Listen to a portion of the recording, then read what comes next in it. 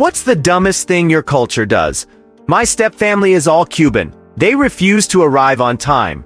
You have to lie to them and say the event you are planning starts 2 hours early than it actually does. Two specific cases. My stepbrother's wedding. It was posted to start at 2 p.m., but actually started at 4 p.m. We had dinner reservations for 6:30 at a restaurant. My brother and I showed up at 6.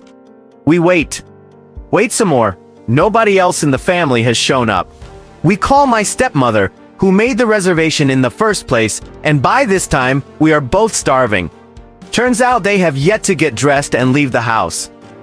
That was the breaking point, and told them I would have to make alternate arrangements and that we had waited for 90 minutes and refused to wait a second more if they weren't even ready to leave the house.